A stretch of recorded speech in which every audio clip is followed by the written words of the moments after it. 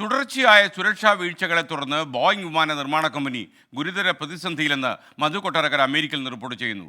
പുതിയ വിമാനങ്ങൾ ലഭിക്കാൻ കാലതാമസം നേരിട്ടതോടെ പ്രമുഖ വിമാന കമ്പനികൾ സർവീസുകൾ വെട്ടിച്ചുരുക്കിയിട്ടുണ്ട്.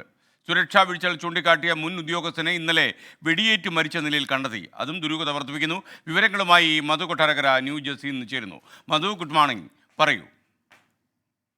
Good morning S K. പ്രമുഖ വിമാന നിർമ്മാണ കമ്പനിയായ ബോയിങ് ഓരോ ദിവസവും പുതിയ പുതിയ പ്രശ്നങ്ങളിൽ ചെന്ന് പെടുകയാണ്.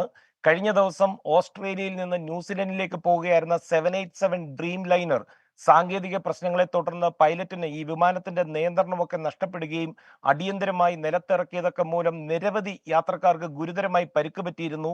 അതുപോലെ ഈ വർഷാദ്യം യാത്രാമധ്യേ അലാസ്ക എയർലൈനിന്റെ ഡോർ പാനൽ അതിന്റെ മുഴുവൻ നട്ടും ബോൾട്ടും ഇല്ലാതിരുന്നതിനെ തുടർന്ന് ഇളകിപ്പോയത് ബോയിങ്ങിന് വളരെ നാണക്കേടുണ്ടാക്കിയിരുന്നു. തുടർന്ന് നൂറുകണക്കിന് ബോയിങ് 737 മാക്സ് വിമാനങ്ങൾ സുരക്ഷാ പുനഃപരിശോധനയ്ക്കായി ലോകത്തിന്റെ പല ഭാഗത്തായി അടിയന്തരമായി നിലത്തിറക്കേണ്ടി വന്നു. ഇതിനെ തുടർന്ന് US കോൺഗ്രസിന്റെ തെളിവെടുപ്പും നിരവധി കേസുകളും ബോയിങ്ങിന് നേരിടേണ്ടി വന്നിരിക്കുകയാണ്.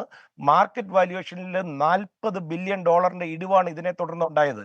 ഈ ഫെബ്രുവരിയിൽ ന്യൂജേഴ്സിയിലെ ന്യൂയോർക്ക് എയർപോർട്ടിൽ ലാൻഡിങ്ങിനിടയിൽ ഫ്ലൈറ്റ് കൺട്രോൾ ജാം ആകുകയും ചെയ്തു. ഇതോടെ ഈ ബോയിങ് വിമാനങ്ങളുടെ ഉൽപാദനം പകുതിയാക്കി കുറച്ചിരിക്കുകയാണ്. ഏറ്റവും ഒടുവിൽ ബോയിങ് വിമാനങ്ങൾക്ക് ഗുരുതര സുരക്ഷാ വീഴ്ചയുണ്ടെന്ന് ന്യൂയോർക്ക് ടൈംസിനോട് വെളിപ്പെടുത്തിയ വിസിൽ ബൗളർ ഒരു മുൻ ഉദ്യോഗസ്ഥനായിരുന്നു ജോൺ ബാനറ്റിനെ ഇന്നലെ വെടിയേറ്റ നിലയിൽ കണ്ടെത്തുകയും കൂടെ ചെയ്തിരുന്നു. എസ് കെ, ഈ ബോയിങ്ങിന്റെ പ്രശ്നങ്ങൾ ഈ മുഖം മിനുക്കുവാൻ തയ്യാറെടുക്കുന്ന എയർ ഇന്ത്യയും സാരമായി ബാധിക്കുവാൻ സാധ്യതയുണ്ട്.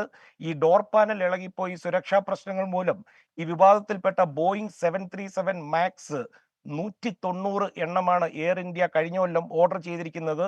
മൊത്തം 290 വിമാനങ്ങളാണ് ബോയിങ്ങിൻ്റെതായി എയർ ഇന്ത്യയുടെ കയ്യിൽ നിന്ന് ഓർഡർ ലഭിച്ചിരിക്കുന്നത്. ഇതൊരു റെക്കോർഡുമാണ് എസ് കെ.